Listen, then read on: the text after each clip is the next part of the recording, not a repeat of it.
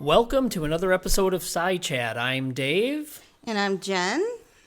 And tonight's topic is terminal lucidity. That's one of my favorite topics. I love this area of science. Yeah, it's going to be interesting. I'm really looking forward to it. It's one of those end-of-life experience phenomena that always has fascinated me. And one of the reasons is I have a personal experience with it. So we'll talk about that a little bit later on in the show. Okay. So what is terminal lucidity? So it's the unexpected return of mental clarity and memory shortly before death in patients suffering from severe psychiatric or neurologic disorders. And that'll include such things as brain abscesses, brain tumors, strokes, meningitis, dementia, Alzheimer's disease, schizophrenia, and affective disorders, also known as mood disorders. So there's a couple different things involved there. And we're going to talk about a little bit more of some specific case studies that'll highlight some of those disease states and what happened with certain people.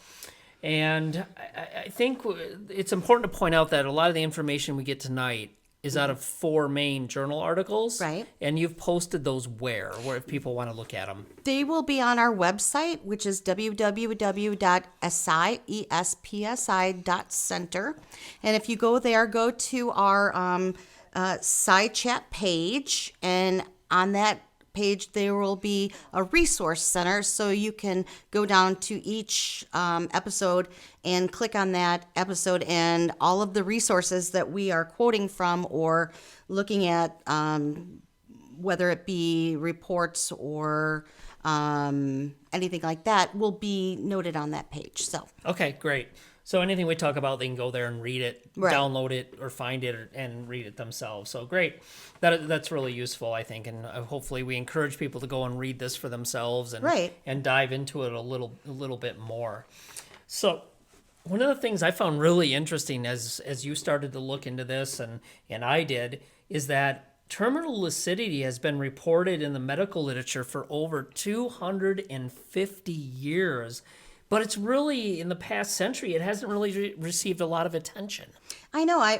When I was reading up about it too, a lot was done in there, like mid 1800s to late 1800s, and then as it kind of continued to grow, it stopped, being the focus of, some of the main deathbed features, and it just kind of went away until just recently. So in the last century, I think it's been kind of building again in strength, especially in the in the 1900s. Yeah, interesting. They kind of found it, and then it kind of died, and now it seems to be coming back a little bit. So. Right. Well, I think that today we have a lot of parapsychologists and neuroscientists who are really looking into this type of thing, and for it to be so prominent back in the day where everybody noted it and now they don't, I think that really piqued an interest in some of the doctors and psychiatrists who've been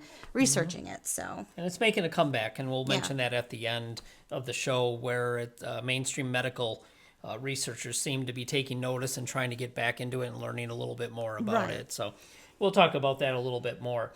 So again, the mental clarity, it tends to occur not too far off from death. And it's usually the last minutes, hours, or days before the patient's death. Mm-hmm. And there's a journal article that kind of breaks this down and how long and before death and, how long it lasted. Okay. And the first one was the terminal lucidity in patients with chronic schizophrenia and dementia, a survey of the literature. And that's published in 2009 in the Journal of Nervous and Mental Disease by Dr. Nam and Grayson.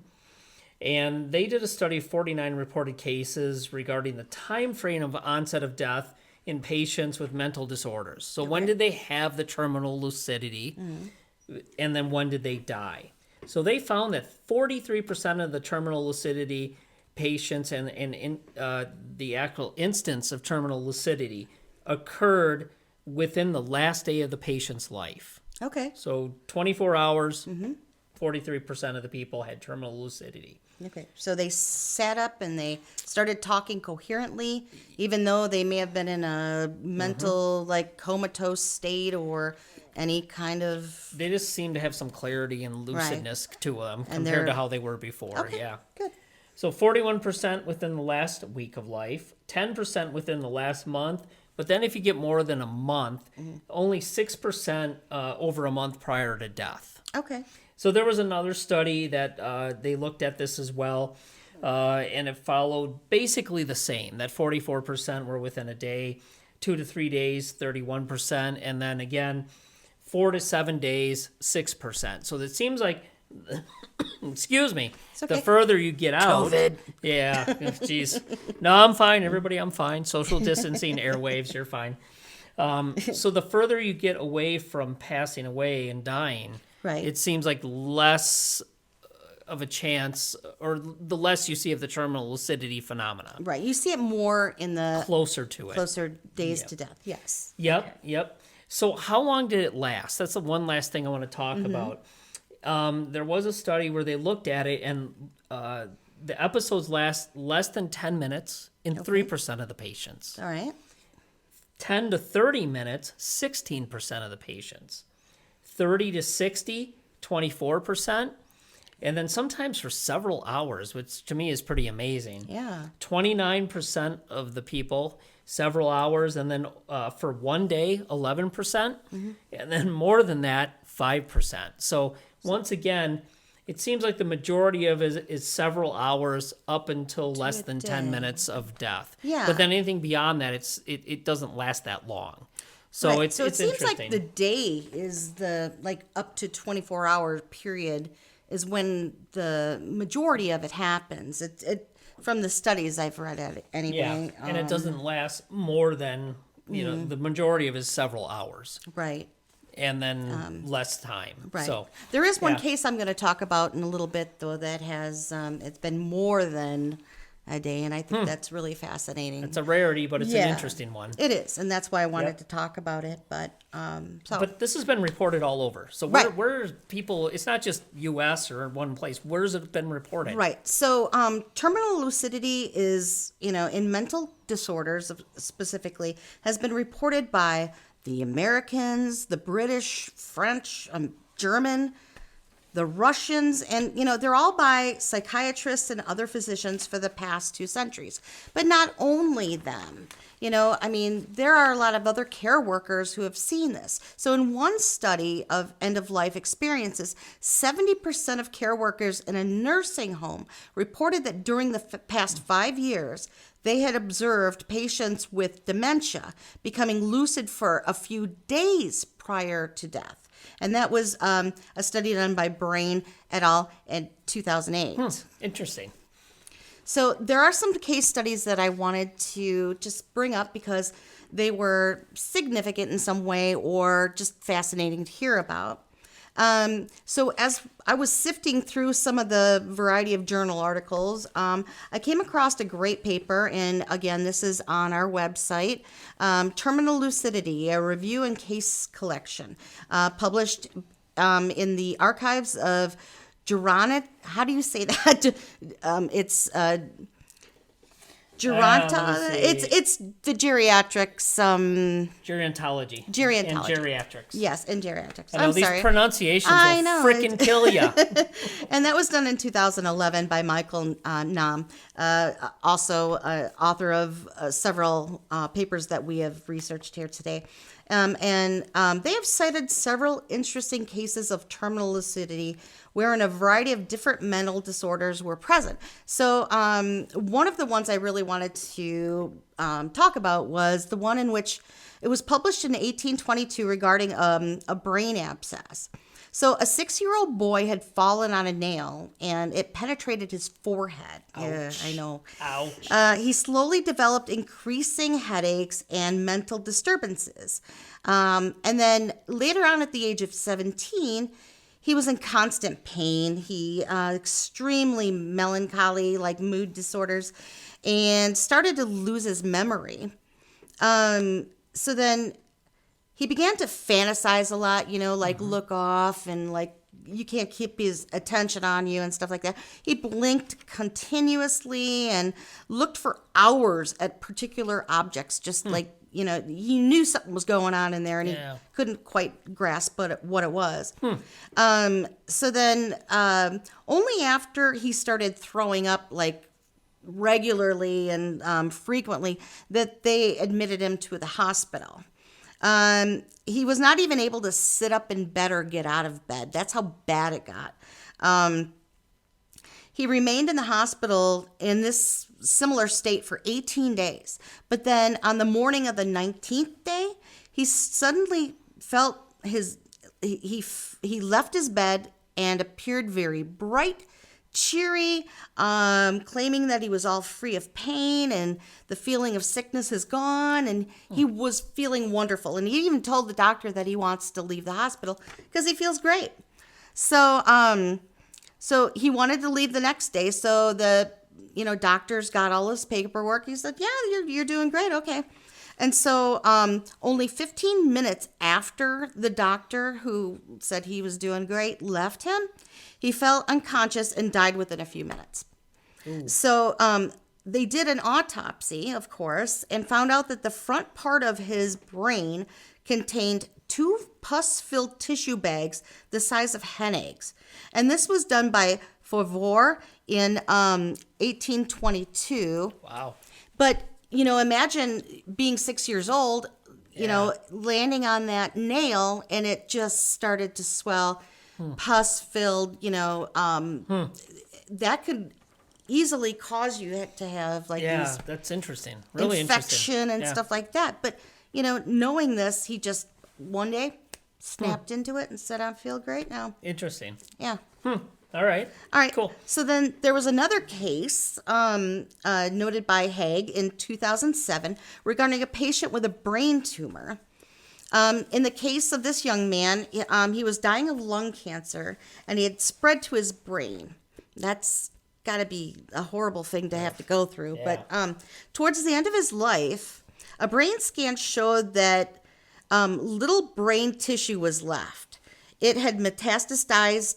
The tumor had metastasized, having not simply pushed aside the normal brain tissue, but actually destroying and replacing it. Ooh, okay. I know. Wow.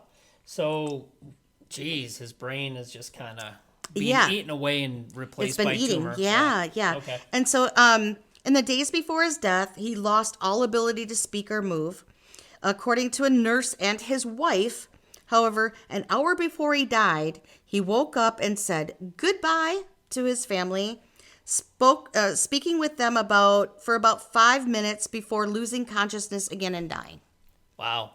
So that's got to be something to witness that, at least to be able to say goodbye. Yeah, and I mean, that's the nice part for your family members is that at least for a moment that you're able to, especially for these cases that have lasted, years or, in dementia patients and Alzheimer's patients that, your mother or your father may have not even been able to speak with you, coherently for years, and just for them to one day, and I think you have a similar story experience. Yep. Okay. Well, I just have one more. Okay. Yeah, case study that I want to go over, and then it's all yours. So, so in another case study, after a man had suffered a stroke for the first time, he was almost entirely paralyzed for 11 years. Okay. He's also lost his ability to read or speak. So then, after 3 years, he had learned to recognize certain persons and speech again. So he's training again. It took him 3 years to learn how to speak all over again and recognize people. But his mental facilities did not develop until any further. So 7 days before his death, he suffered a second stroke. So after the stroke, he regained almost full consciousness. Wow. I know, right? Yeah, wow. He was able to speak in full sentences and understood lengthy passages of speech. Although he was an atheist for the most of his life, he now asked to see a minister, and he died in peace. And that was a study done by Dahmer in 1865. Interesting. So that is a completely different type of study where, after one stroke, he completely diminished all of his mental facilities, but then had a second stroke and regained them all again. So could that be possibly that your brain has reprogrammed itself to another maybe pathway, and the second stroke didn't affect that? I don't know. Could be. Or maybe it did in a I don't think they positive know. That's I know. the thing that's interesting. And you got to wonder if, some of these cases, these and other ones that are more severe, where, they may have had not a lot of brain tissue to begin with, that Right. these people still are able to become coherent and communicate and interact with people that you Right. wouldn't expect they'd be able to do that at all. I know. So it's like, what's going on? I think I remember a case several years ago where there was a young man or woman who, young being like under 10, who had like one whole portion, was born with one whole side of their brain not present. It just didn't develop. And their brain pathed its way through to be able to function normally. And I think this is just fascinating, but I also like the terminal lucidity part of it, where they some cases know that they're dying and they say goodbye. Yeah. And that's the interesting part, because it's not only that they regain consciousness, they know that they're dying and they're trying to say goodbye to their family. So I know you have some cases that you want to go over too. So yeah, I have two, and the first one is one that's been actually cited as a classic case. It's been picked apart not only by parapsychologists, but neuroscientists, psychologists, medical doctors, as well as skeptics. They've all looked at this case and picked it apart, and it's the case of Anna Katharina Ehmer, Ehmer. I hope I'm saying that right. You think with my German background I could figure it out, but you and me both. I'm just taking a stab into the dark there. Sure. And it was published in Omega in 2013-14 by Nam and Grayson again, volume 68, issue 68, pages 77 through 87. That's referenced on our website as well. And this is about a woman who was mentally handicapped from birth, never learned to speak, not a single word. Okay. And she also had a bout of tuberculosis, which led to a leg amputation. Ooh. Yeah, Poor lady. and she was really dealt a tough hand in life. And she also had a couple instances and cases of meningitis, which obviously with the swelling in the brain, and it even disabled her additionally. Okay. So what happened? Wow, that's horrible. So one day the doctors, she was in a place to be cared for in those days, and somebody came running out and said, "Doctors, you need to come immediately. She's dying." So the doctors ran in, and I'm going to read a quote from the paper. Okay. And it's just really interesting. "When they entered the room together, we did not believe our eyes and ears. The patient, who had never spoken a single word, being entirely mentally disabled from birth on, sang dying songs to herself." Wow. Remember, she couldn't speak. Right. Specifically, she sang over and over again, "Where does the soul find its home? Its peace? Question mark. Peace, peace, heavenly peace." For half an hour she sang that song. Her face up until then was basically transfigured and spiritualized. It's like she totally changed from the state she was in. And then after that, she quietly passed away. So imagine spending your whole life not able to speak and communicate and having mental disability. And all of a sudden, you can sing these songs that are not only a song, but relevant to you approaching death.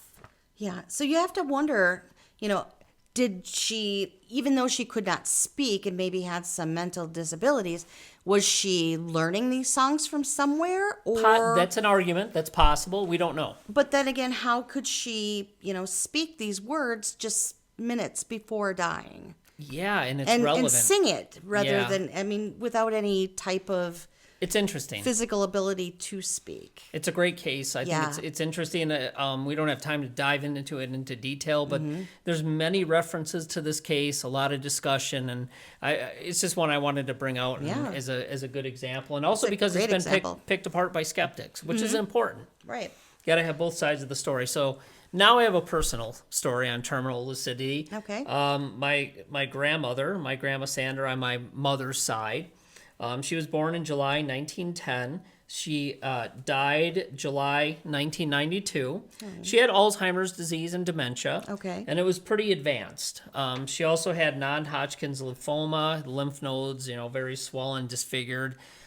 So she wasn't able to communicate or respond to anything for about 3 years. All right. So she would basically just sit in a chair and stare and rock back and forth. And then all of a sudden, 5 days before her death, she became perfectly lucid for about 2 or 3 minutes. And I was sitting there, she was rocking, and she just kind of perked up. You were there for this. Yeah, and she just started asking about school and How old were girlfriends you? at the time. And Do you remember how old it you was were? 92, so I was what? It says 70. I was born in 71, so I Early? was 21. Yeah. Okay. I don't want to give my age away too much, but thanks. We'll do that. Sorry. We'll do that with you later. Yeah. So yeah, about 21, and it was really amazing because she just perked up like she could have a normal conversation, and it was just like wow. And within 5 days after that, she passed away. So to me, I was always blown away by that, and at the time, I'm just like, what in the hell was that? And it was just kind of creepy at first, and then it was really neat because you actually had a moment of clarity to speak with her. So it was pretty impactful. And now looking at what we're talking about here today, it makes a lot more sense. Do you remember how long it was that she had that clarity? It was about, like I said, 2 to 3 minutes. Okay. Yeah, and Did she have it happen again with anybody else? Nope, that was it. So you just happened to be there. Yeah, at just the sitting there. I was perfect watching time TV with her, and all of a sudden she just kind of perked up like she snapped back to who she was years ago. Wow. And she knew who you were? Oh yeah, absolutely. Wow. And before that, she wouldn't even. You'd say hi to her, and she'd just maybe look up and look back down, and no communication, nothing for multiple years. So it's pretty interesting. Yeah. I mean, it was cool, but Did she? I'm sure this has been quite a while ago, and you probably don't remember every detail. But do you remember her talking about anything about her? Like she knew it was her time, or No. anything like that? No. nope, nothing like that. What exactly was she asking you? Just about school, girlfriends, how mom and dad were doing, how my brother and sister were doing, and what you were going to do for school and what you were studying. It's almost like though she wasn't there for all those years, she still was taking in stuff. And she knew what. She knew. Yeah. So when you think people aren't there, I think you got to be a little careful because they are. I think they kind of are. And some of the other cases we talked about, they discussed that as well. So Yeah. it's pretty interesting. It is. It really is. And I think that there is so much more to learn about this. Yeah, for sure. But So yeah, I think right. it's good to go through some of the cases and kind of be aware of it. So yeah, all right. okay. Well, I guess I'll just go on with my conclusion, I suppose. Alrighty. So, in conclusion, drawing attention to the phenomena may stimulate research into this psychology and neurology I can't even speak. Sorry about this, but it may stimulate research into the psychology and neurology involved in near death states. Studying terminal lucidity could actually help explain the factors governing the particular relationship between the mind and the brain. I think research into terminal lucidity might lead to a better understanding of the processes involved in memory and cognition. The unexpected return of mental facilities raising questions about cognitive processes at the end of life, especially in diseases that involve the degeneration of the brain, the brain regions usually responsible for complex cognition and may result or may suggest new neuroscientific models for memory and cognition in terminal illnesses. In addition, increased awareness of unusual end-of-life experiences on the part of physicians, caregivers, and bereaved family members could also help them prepare for witnessing this phenomenon and thus better cope with the passing of your loved ones. Yeah. So I think that, by understanding it, you might be able to help them or help yourselves by understanding or even recognizing the fact that this might be their last words. Mm-hmm. So, really understand that and try to take what you can from it. Yeah, definitely. And it's interesting that it kind of was noted a long time ago, 250 years ago, and then it kind of lost flavor in the medical and scientific community. And then the parapsychology, the fringe, what some skeptics and cynics would call the fringe sciences, kind of took an interest in it. But now it's coming back to the mainstream science, and they're calling it paradoxal lucidity. Okay. And they're saying it's time to take a serious look at this. So they're trying to get together and figure out, what's happening, how frequent is it, and what does it all mean? Mm-hmm. And there was a recent article in Alzheimer's and Dementia in 2019 that kind of brought my attention back to it. And I thought, wow, that's interesting how you can go something that was considered interesting 250 years ago to potentially pseudoscientific in the literature, parapsychology, to now mainstream medical science is like, hey, there's something to this. We need to take a look at it. So It's really interesting to see that progress. And I think this is just a great example of a type of phenomena related to end-of-life experiences that has all kinds of interesting little facets to it. Yeah. Yeah. Yeah, that's great. All right.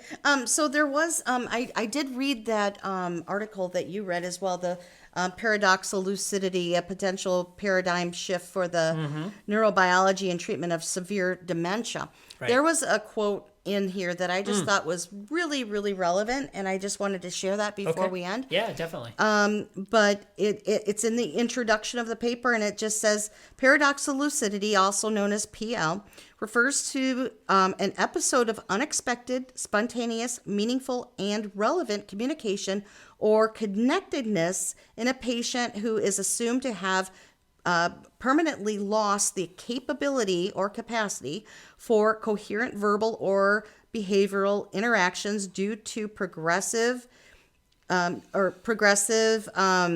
pathology dementing process.